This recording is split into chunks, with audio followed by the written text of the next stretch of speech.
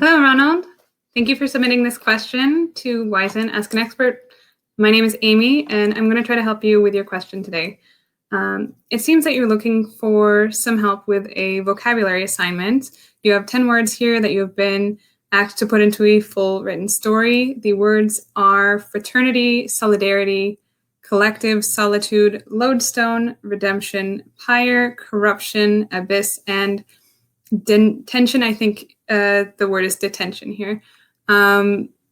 So many of these words are long and quite difficult. So I know looking at these kinds of words can be scary at first, especially when they are all grouped together. So I recommend you break them into smaller parts. First, you should look at each word by itself and determine what part of speech it is. And by that, what I mean is it a noun? So is it a person? Is it a place or a thing? Is it a verb? So is it an action like walking? Then you should find the definition and maybe even a synonym or a word that means around the same that maybe is a little bit simpler. And that way you can relate to it more and sort of think of it in your own language. And after you do all of that, you can get creative. So you can link these words together, figure out what redemption and pyre have to do with each other a little bit easier. So let's take two of these words as an example, and then I'll let you work on the others on your own.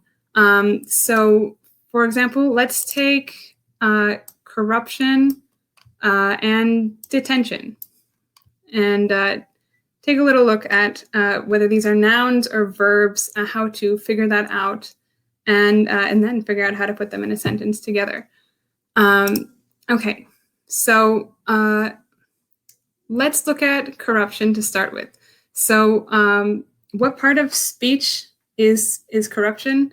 How are we going to find that out? First, you should refer to a dictionary or to your course book. For me, I'm going to use the Cambridge English Dictionary here. That's always a great resource. There are many other dictionaries as well, but you'll want a good source, first of all. So the Cambridge Dictionary, when we go to the website, which is dictionary.Cambridge.org, is, you see here, illegal, bad, or dishonest behavior, especially by people in positions of power.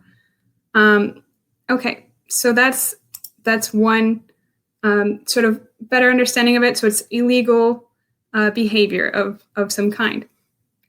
And now, and it's a noun as well. We find that out by looking here. The dictionary shows us that this is a noun and that this is what it means. Okay. And then we want to look at the definition for detention. We look as well. We can type in the word in the website, and we find detention here. Again, we see that it's a noun, which means that it's a thing, a concept, and it's not an action. But we see here that the definition that the Cambridge Dictionary gives us is the act of officially detaining someone. And now, if we don't know what the word detaining means, it's very similar to detention. This doesn't really help us very much. So we should go to detain. We can look in Cambridge Dictionary. What does detain mean? And here we are. It means to force someone to officially stay in place. And we have a couple examples here. A suspect has been detained by the police for questioning. Several injuries were detained overnight in hospital, so might make us think of like a prison. Okay, so we've got now two definitions, and sometimes definitions can take a couple steps, especially if there's a word used in the definition that we don't know, and that's okay. Don't worry about it.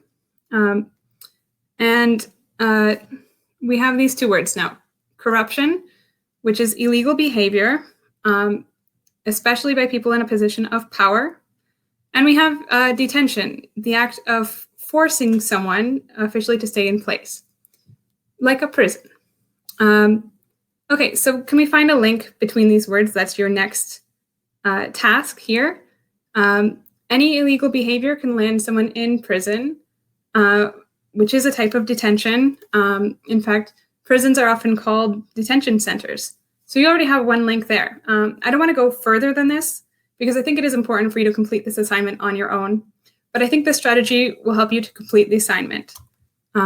So first, just break it up into smaller pieces, figure out the definitions, find synonyms, figure out what part of speech it is, and then put it all together. Find the links between these words and get creative. You can now start your story about a political prisoner who's trapped in detention because he was accused of corruption. And there you go. Good luck with this assignment, and I wish you all the best.